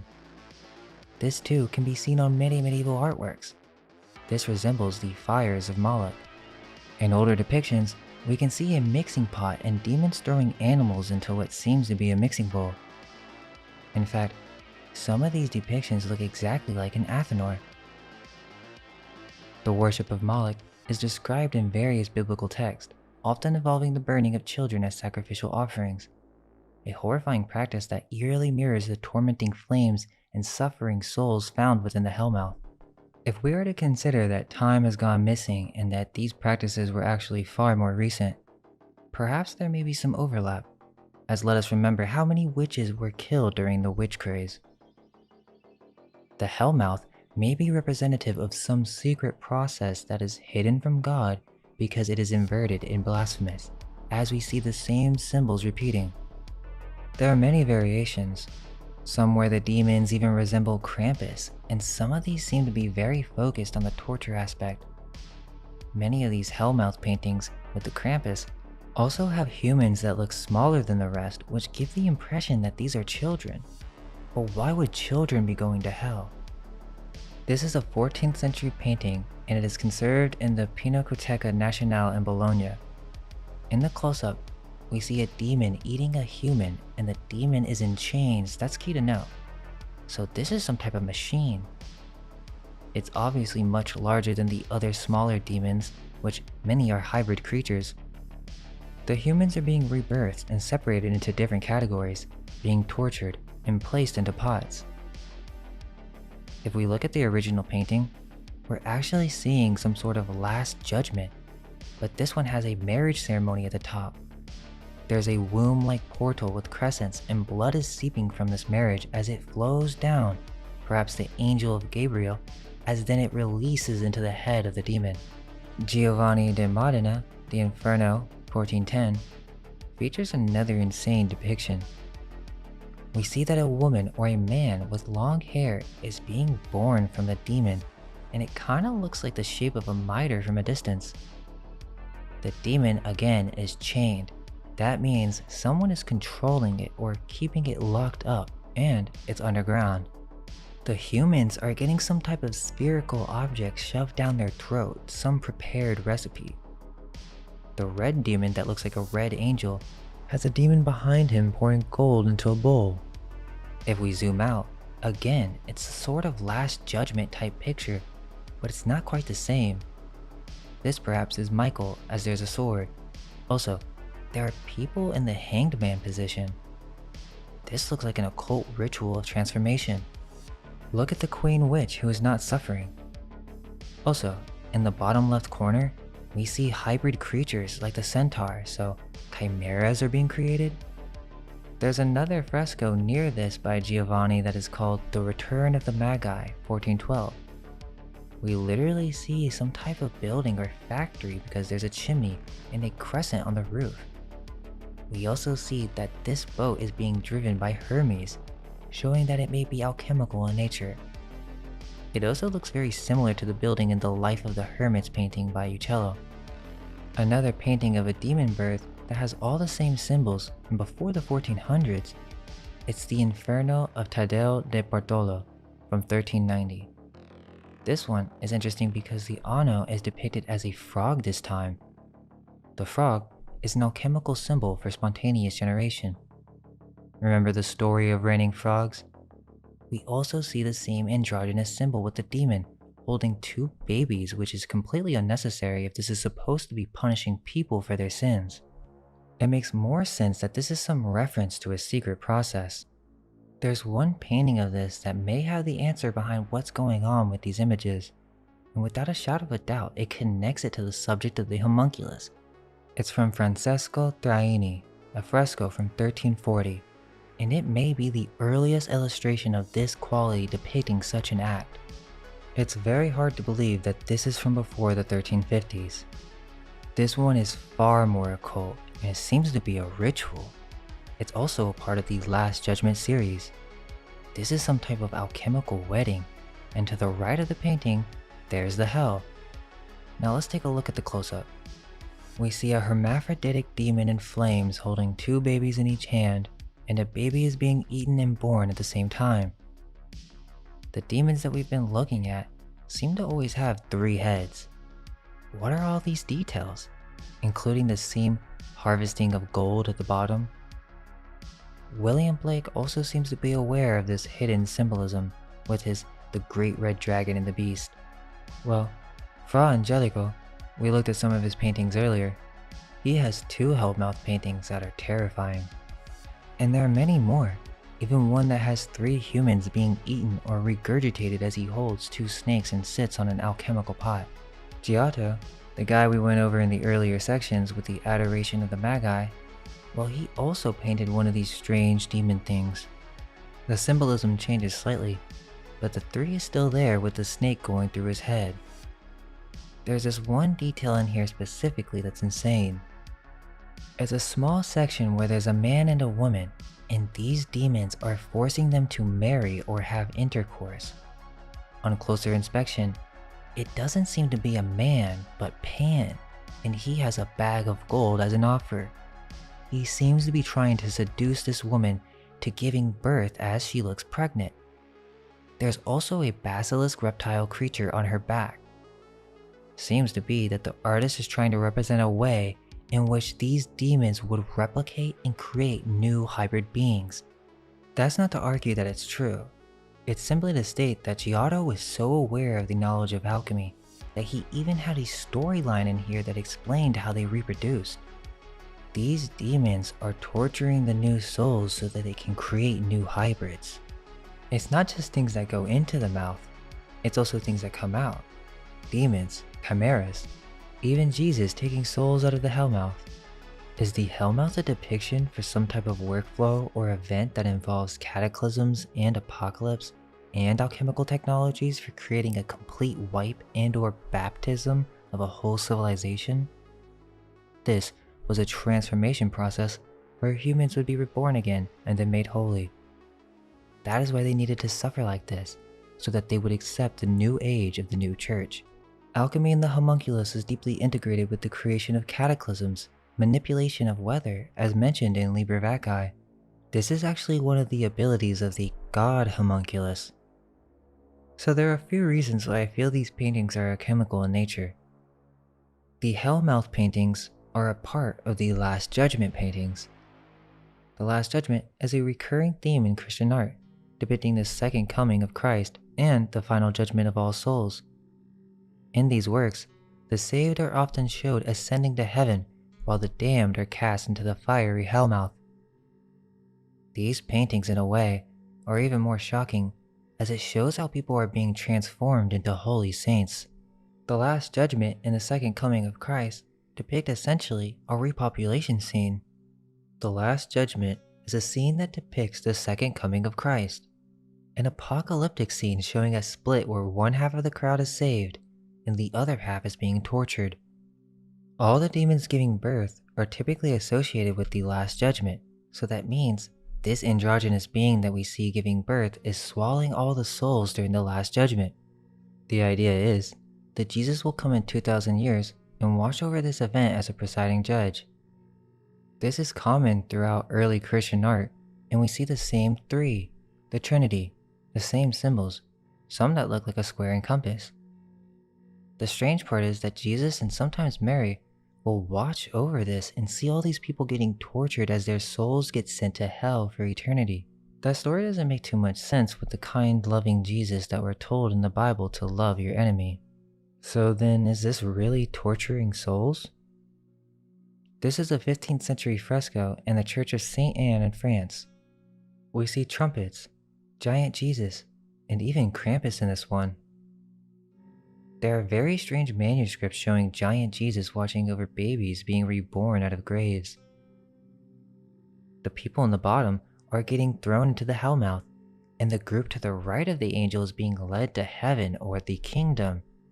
But notice how it's also literally a new kingdom. What if this is depicting the preparation before repopulating a ghost or emptied out city? So that's another thing. People are being put in graves or coming out of graves being directed into new locations. In Hans Memling's Last Judgment, 1460, he puts this visual in a play quite vividly. Yes, the kingdom is going to heaven, but that could be a symbol for a new age. And also look at the people growing out of the ground. It's quite strange. So people are being reborn into another reality? An astral realm? Where they're being judged? Possibly, and that would still be strange. However, there's a symbolism ingrained. We see the three symbolism. Jesus is wearing red, like the Madonna, and posed just like Baphomet. There's a rainbow that is shaped like an upside-down crescent. In his ears, we see a flower with 3 main position points with the white flowers. And to his right, we see a red sword. And what is heaven? Because in these scenes, many of the times the people in the crowds in the heavens are still dressed, and it kind of looks like a church meeting. Also, in the top left entrance to the kingdom, there's some interesting details. There are 3 angels on each pillar, so there are 3 pillars in total, and there's a man sitting on the throne. Apparently this should be God, but it doesn't look like that. We can also see the 4 living beings, with the winged lion and the winged ox. This is some type of church. On top of that, there's a depiction of the creation of Eve from Adam's rib. Strange that that would be here in this reset scenario. Maybe there's something else going on with these paintings? There's one painting by John Provoost, 1505, that holds the secret to the Last Judgment. We see the same Last Judgment scene, with people arising from the ground, but Jesus has his foot on a book, and the flowers and the sword are now more placed like a square and compass. Now this can't just be an accident or symbolism. These people are all referencing the same symbols clearly. To the right of the painting, we see a group of strange young humans holding a stone wrapped in 9 different sections using rope. The top right square is a 7 upside down, meaning the astrological influences are being captured and inverted. This is a flask with a frog entering, and a bird's head is peeking out as if there's a monster inside. There's also this strange boy or young child that is half human, I don't know what this thing is. A blue demon with 1 eye and a trumpet for a nose? This is merging with the boy as he points to some archaic occult looking book. He's also right in front of a flask. Is this a homunculus? Now we're going to look at the Coronation of the Virgin paintings.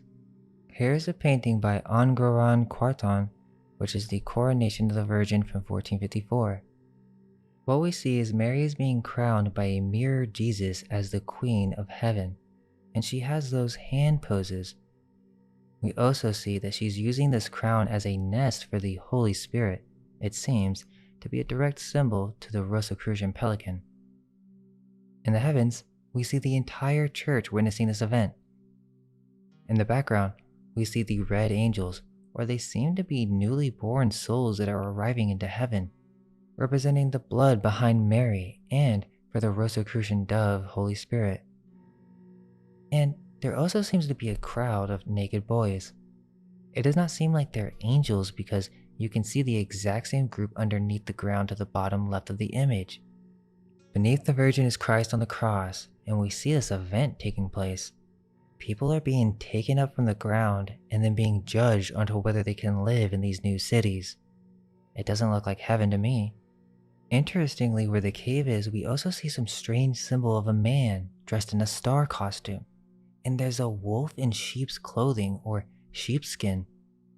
These wolves are dogs, and the dog seems to be in front of a Jesuit priest as behind him we see some strange worship ceremony.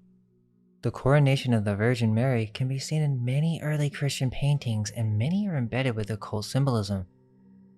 The coronation is granting Mary as the Queen of Heaven, so in a way, it's far more than veneration. And if we consider that Mary is a code for a secret process, then we can see these artworks in a certain light. We usually see Mary handed a crown, and above her are cherubim. They are depicted in many different ways, but usually they are young in appearance, and we see many floating above her head.